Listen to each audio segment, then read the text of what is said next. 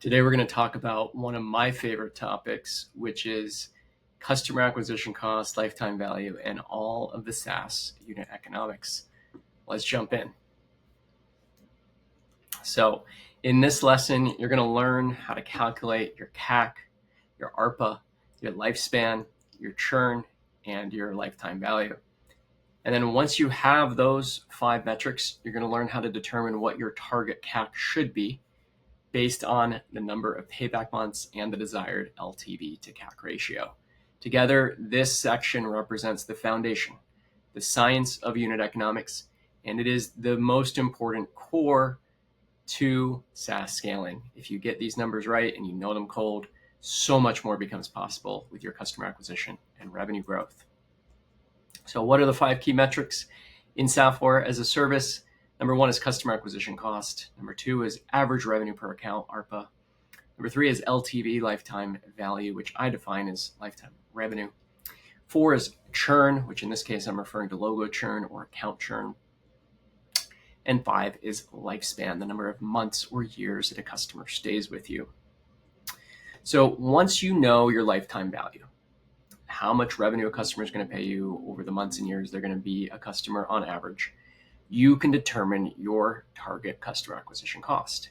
Why does that matter? Well, once you know what your target customer acquisition cost should be, then you can invest in scalable and profitable sales and marketing efforts to scale up customer acquisition via paid advertising, digital ads, of course, outbound prospecting, events, affiliates, partners, and all other paid channels. Being able to find a scalable or a few scalable paid channels is the difference between a small $3 million SaaS firm that's bootstrapped through founder-led growth and a $30 million mid-sized SaaS firm that has the systems in place for repeatable, scalable revenue. Now, profitable paid customer acquisition is what matters. And one of the key metrics you need to track accurately by channel and overall for the company is your LTV to CAC ratio. You want to target around 6-1 or better, especially if you're a bootstrap firm. You might even want to be 6-1 or 8-1 if you're bootstrapped. Or if you have venture capital and you want to grow fast and you're not so concerned about short-term profitability, you could even go as low as 4-1 and still do very well. Know your numbers cold. Have them down, have them in your head. And if paid ads don't work or a paid channel doesn't work on the first try, keep trying, keep doing conversion rate optimization, keep improving your landing page, keep improving your ads, keep improving your audience targeting, keep improving your outbound systems. Because if you get this right, if you get scalable paid advertising and outbound prospecting right, you too can go from 3 million to 30 million and overcome that churn plateau that hits so many companies at 5 to 10 million if they don't have a scalable revenue system in place. These 5 definitions are here on the screen. We're going to go through each one. Customer acquisition cost is sales and marketing spend per customer acquired. I'll often talk about 2 different types of CAC, which we'll go over: ad CAC and overall CAC. ARPA, average revenue per account per month. Some people call this ARPU, average revenue per user, but it's really average revenue per account because some accounts have multiple users. Lifetime value, which is the average expected lifetime revenue per customer, which can be approximated by multiplying the lifespan times the ARPA. And churn. Now, there's 2 types of churn. There's revenue churn and account churn. I'm talking here about account churn, the average percentage of accounts you cancel per month. Why you need to know that is if you divide 1 divided by the account churn per month, you can estimate the lifespan, which in this case is the average number of months of customer life. Now, if you're in the enterprise or mid-market, you might, instead of ARPA, you might calculate ACV. Now, ACV, annual contract value, is simply ARPA times 12. So a little way to help explain enterprise versus SMB. SMBs tend to use ARPA. Enterprise tend to use ACV, but it's the same metric, just one is multiplied by 12. So let's go through each of these unit economics.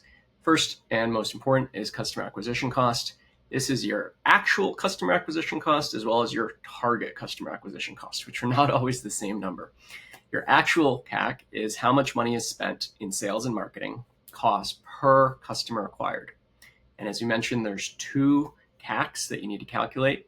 Your ad CAC, which is your advertising spend divided by the number of customers acquired from advertising and directly attributable to advertising during that same period, whether you're calculating it for a month, a quarter, or a year.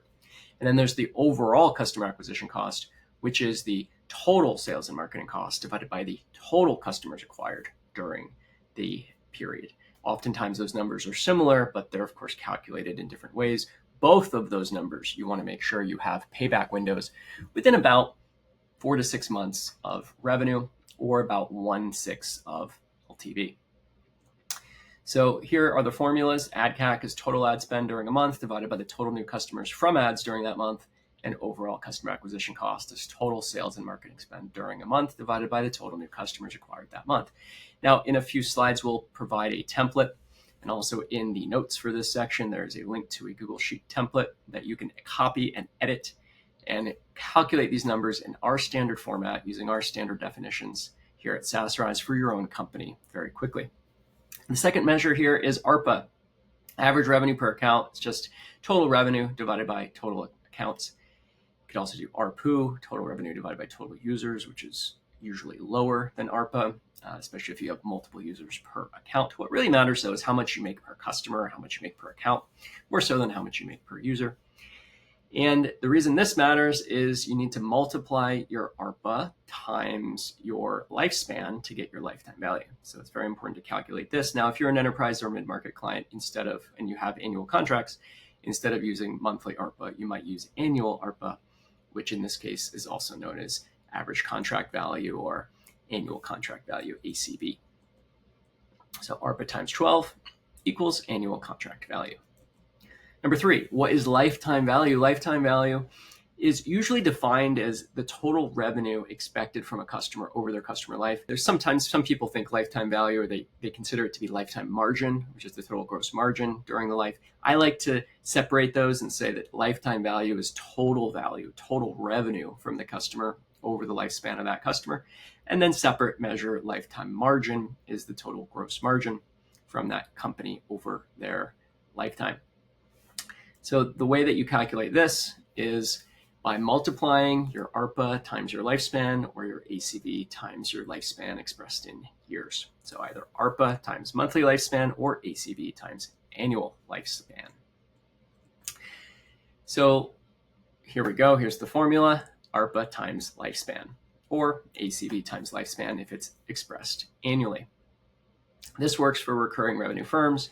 If you happen to be a non-recurring revenue firm, like an e-commerce company or a traditional business, simply multiply the number of the amount of, actually what you're really trying to do if you're a non-recurring revenue company is estimate the total money spent over the lifetime. So what we'll tend to do is look at how many purchases happen on average in the first 5 years of a customer multiplied by the average order value. So that's how you would do this for e-commerce. How to calculate churn? Well, there's 2 types of churn: account churn and revenue churn. What I'm interested in here first is account churn. So to estimate the monthly account churn, you divide the number of customers lost in a month divided by total customers. Now that can go up and down, so you might want to take an average of the last 6 months to create a little bit less of a fluctuation. And you can also look at this as a trailing 12-month average. Now, to calculate your annual churn, you would do number of customers lost during that year divided by the total customers.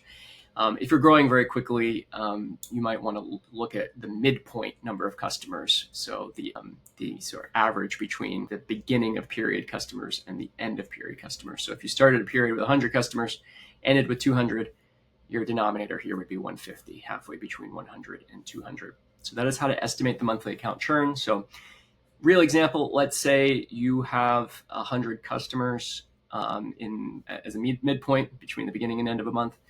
And let's say that you lost 10 of those in a month. Of course, you'd have a 10% monthly account churn rate. Now that's different, of course, than the revenue churn. So this includes accounts churn for any reason: cancellation, non-payment, any reason, any accounts that are no longer paying. Where the recovery process has run its course over 2 or 3 months and you've been unsuccessful to recover, you then want to count them as canceled and churned. So to estimate now number 5, which is lifespan, the average lifespan of a customer, it's a very simple formula, and it's just 1 divided by the monthly account churn. So again, if your monthly account churn is 10%, which would be very high. 1 divided by 0.1 is, of course, 10 months. That would be the average customer would cancel at 10 months, 50% before, 50% after. So once you know the lifespan, then you can multiply it by the ARPA to get the lifetime value. So in this case, let's say you're an enterprise company where your average monthly account cancellation is 2%, then you would do 1 divided by 0.02, which equals 50 months of average life. And then you could multiply that times the monthly ARPA to get the lifetime value. Hope this is making sense. We'll have a template for you where you can plug in your own numbers. And so here is the full LTV formula in a subscription business. LTV equals ARPA times 1 over churn, or ARPA times lifespan. And in an e-commerce business, it would be LTV equals average order value times average number of orders over a period of time that's significant, like 4 or 5 years. So this estimates average lifetime revenue per customer. Here's an example of 3 different market segments: SMB, like iContact was originally, mid-market, like iContact moved to after a few years, and then enterprise, where you're going after big fish and have a longer sales cycle. In this case, the ARPA for an SMB might be around $50, the ARPA for mid-market might be around $1,000, and the ARPA for enterprise might be around $10,000. You multiply that by 12 to get the ACVs. And of course, an SMB company usually will have higher churn than a mid-market or enterprise company. Generally, the higher paying customer you have, the lower your account churn is going to be. And the inverse of churn is retention. So if your churn monthly is 5%, then your monthly account retention is 95%. And that will generate a 20-month lifespan for an SMB. And so you just multiply $50 ARPA times 20 months of life, which is 1 divided by 0.05, to generate an estimated LTV of $1,000. So even if you haven't been around for 20 months yet, you have enough data after about 6 or 7 months to be able to estimate your lifetime value, and it'll get more and more accurate as you have more and more data. For the mid-market, similar principle, but obviously you're going to have a much higher LTV, which is going to allow you to spend more to acquire that customer. And in the enterprise, you will be able to spend a lot to acquire that customer. So you can do field sales, cold calling, outbound prospecting, things that you wouldn't necessarily be able to do in the SMB targeting. So the higher the LTV, the more you can spend on sales and marketing to acquire a customer, which is why you want to invest so much time and effort to land and expand, to upsell your customers once they've come in, so that you can ultimately spend more on sales and marketing to acquire them through digital advertising, outbound prospecting, inbound growth systems, and a scalable sales team. So now let's talk about payback targets. I know this is a lot of information, but hopefully it is familiar to you. So payback targets, this is how many months that you can invest upfront in sales and marketing investments to get your money back. And so if you're getting $50 a month in revenue and it costs $250 to get a customer, well, then that's 5 months of payback, of course. And knowing not only what your actual payback is, but also what your payback target should be, is critical to the science of SaaS scaling. And that is what this course is all about, the science of repeatable SaaS scaling. Companies will often plateau around 5 or 10 million. It's called the churn plateau. It's when your monthly net adds is 0 and your customer acquisition is offset by your churn.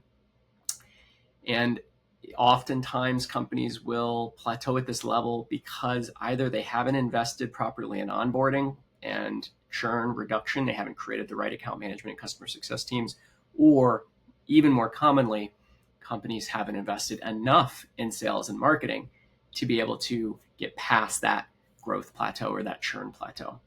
I like to encourage SaaS companies to target a 6-to-1 LTV CAC ratio. If you're bootstrapped, if you're really caring about EBITDA and profitability in the short term, maybe an 8-to-1 LTV to CAC ratio. That means for every $1 in customer acquisition cost up front, you get $6 to $8 of revenue over time. And if you're a venture-backed company and you have a significant balance sheet, you've got $5-10 million on your balance sheet or more, and you want to maximize growth at all costs because you believe in the long-term opportunity to upsell and cross-sell, or perhaps you're in a very good market timing and you're competing against other companies that are growing quickly, then you could go down to even 4-to-1. And so some of the fastest growing companies will invest $1 in sales and marketing costs to get $4 in revenue over a course of a few years. In terms of revenue payback, you want your sales and marketing investments to pay back in 6 to 12 months. The shorter, the better. So even 4 to 6 months is ideal.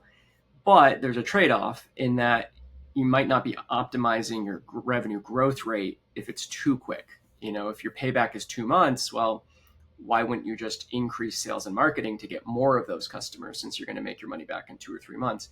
Especially if you're a mid-market or enterprise company where your clients pay you a year in advance, why not spend 6 to 12 months of cash up front in your sales and marketing investment, knowing that you're going to keep that customer for 3, 5, 7 years and then make the profit on the back end.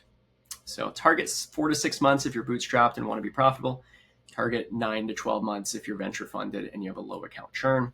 Maybe up to 15 months if you have a very low churn, say less than 1.5% per month, or if you have a high net revenue retention over 100%. So what percentage of your LTV should you invest in upfront sales and marketing costs? Around 10 to 20% if cash is tight. So if cash is tight, spend around 10 to 20% of estimated long-term revenue upfront on sales and marketing to acquire a customer. But if you have good money in the bank and you've got, say, good investors or a good revenue-based financing system through a company like FounderPath, you could increase that up to 20 to 25% to maximize growth. We would do 25% at eye contact. So we would spend $500 in CAC to get $2,000 in lifetime revenue. And that ended up working out for us. We grew very quickly, dominated our market, became the number 2 email marketing company in the world. Only Constant Contact was larger than us. Eventually, after we sold MailChimp, became larger than us. But at our time, we were number 2 in the market, and we got to number 2 in the market by investing in aggressive growth and by raising some capital once we had built the foundational unit economics system that we poured cash into.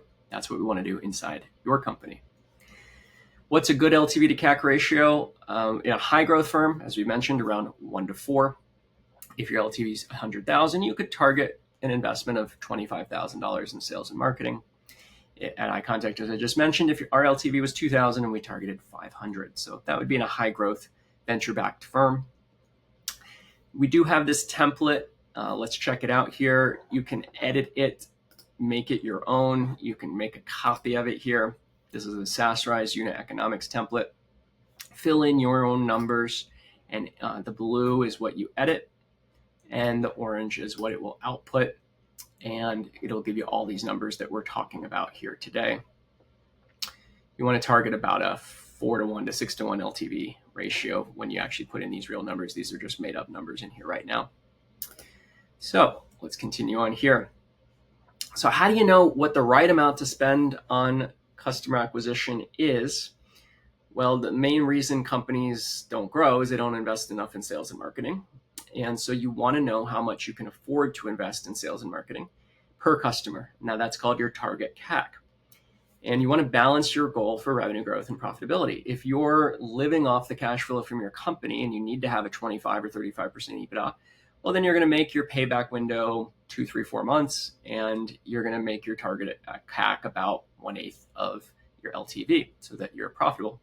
But if you're not living off of your cash flow and it's fine for you to lose money for a couple of years to build up a dominant position in your field and grow quicker than competitors, because you know you're going to make money from either your salary, which might be paid by venture investors, or from the eventual exit of the company, or if you have enough independent wealth yourself to not worry about short-term cash flow, well, then you want to get aggressive, and then you want to make your target CAC equal to 6, 9, 12 months of revenue.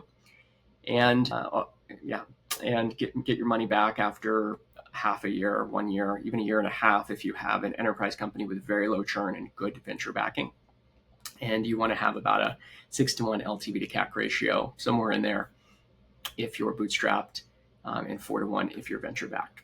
So in the template we provide, it'll calculate your target CAC, but here's a real example here with some real numbers. For the SMB, where the ARPA, the average revenue per account, is $50, and the lifespan is 20 months. You know that because monthly account churn is the sample is 5%. That means 50 times 20 is 1,000. That's the lifetime revenue. You would then target a range of CAC of $166 to $300. Now, how did I get that number highlighted in orange at the bottom? I did 1/6 of LTV, which is $166, just 1,000 times 0.16. I did 1/4 of LTV, which would be the high end of the max you'd want to spend based on the LTV formula. And then I did 6 months payback for an SMB, $300 at $50 ARPA. So at the low end, you'd want to target 166 of CAC. Anything below that, you're just not investing enough to really get a good growth rate, and you're going to get stuck in the churn plateau unless you have incredible product-like growth or incredible integrations or incredible viral word of mouth. And then you don't want to spend more than $300 because that's, if you're only getting $1,000 of LTV, you wouldn't want to spend more than $300, about 1/3, 1/4 of your LTV. Otherwise, you just won't be profitable. Now, in the mid-market, you can invest a little bit more because the churn is lower.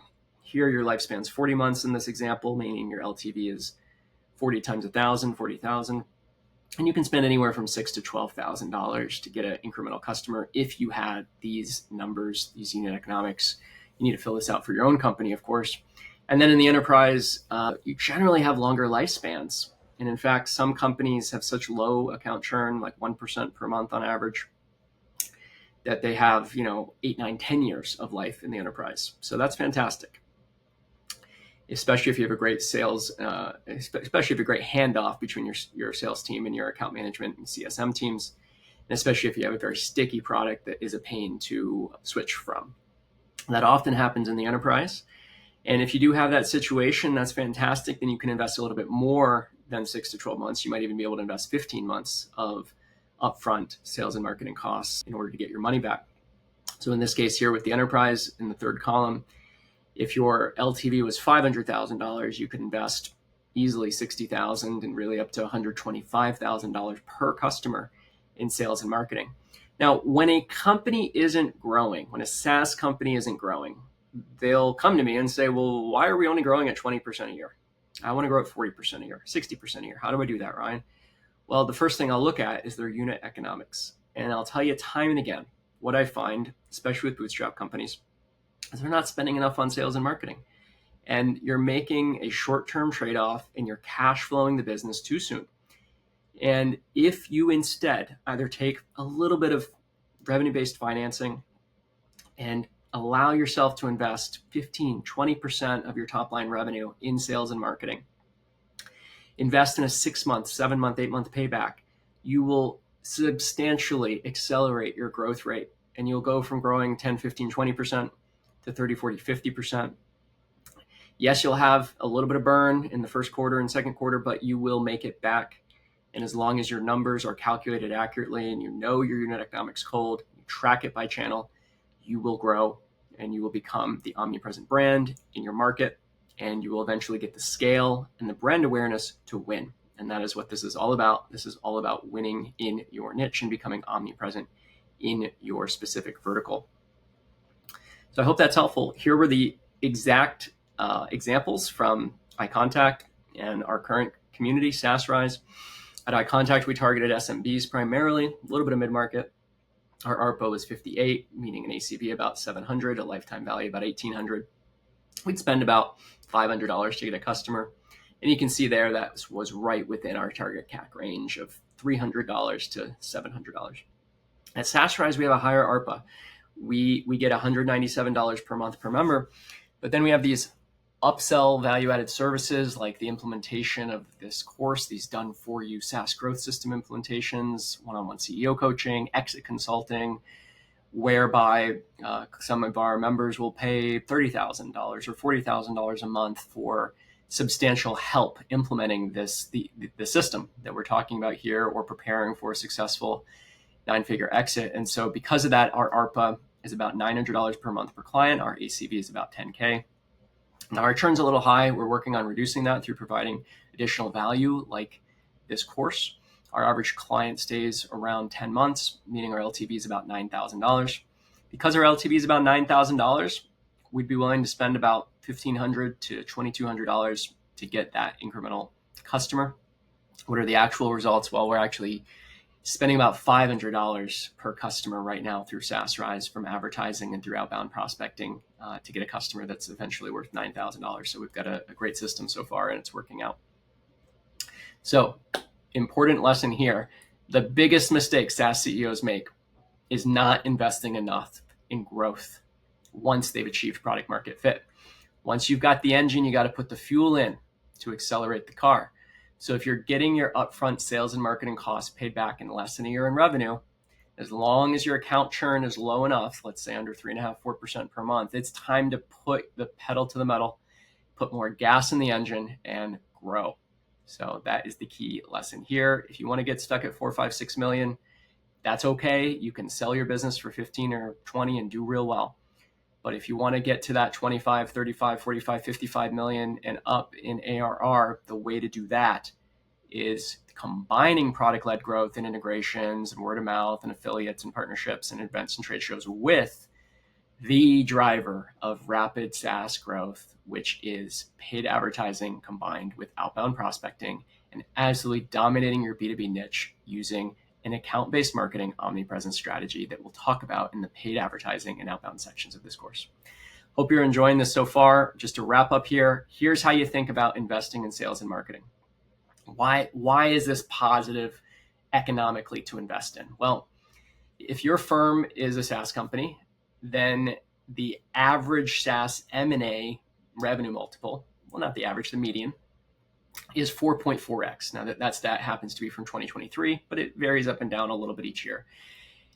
Then for every dollar that you add to your annual recurring revenue, you'll add $4.40 to your enterprise value, to your valuation. Now that valuation matters because that's how much your stock is worth for yourself and your employees. And let's say for every dollar you spend in S&M, sales and marketing, you add 2 in ARR, in other words, a 6-month payback, as we've been talking about targeting. What that means is that for every dollar that you spend in sales and marketing, you'll add $8.80 to your valuation. So here comes the real question. If this is accurate and you're getting a 6-month payback on your sales and marketing investments, and you can turn $1 of spend into $8 of valuation over and over and over again, why aren't you doing more of it? So the only reason why you wouldn't be doing more is if you don't know your numbers, which is what this section of the course is designed to help you do. Know your numbers before you put fuel on the fire, before you build the engine and start driving to 10, 15, 25 million in ARR. Or if you don't know your numbers, maybe you do know your numbers and you're getting too slow a payback, like 15 months, 18 months. If you're getting too slow a payback, then that just means you're not doing outbound prospecting and advertising well enough yet. And that's where you need the right agency or the right hire. You can go hire an agency like SaasRise to install this for you, or you could hire an in-house person from a company like marketerhire.com and get someone experienced in here to build out this system. You really want to be targeting 6 to 12 month paybacks. And if you're getting that 6 to 12 month payback, then every dollar you spend is going to generate $3, $4, $5, $6, $7, $8, $9, $10 in value. Then you want to do it all day long as a rational person. All right, let's keep going here. Here's how to estimate your target payback months. We've already talked about target CAC. How do you estimate your target payback months? Well, let's look at 2 examples here. iContact and SaasRise. At iContact, we pay back in 8.6 months. At SaasRise, we have even better metrics. Now we're bootstrapped, not venture-backed. So we need to be profitable, or we're choosing to want to be profitable right now. So we have a much faster ad payback month time. In fact, it's too profitable, too fast.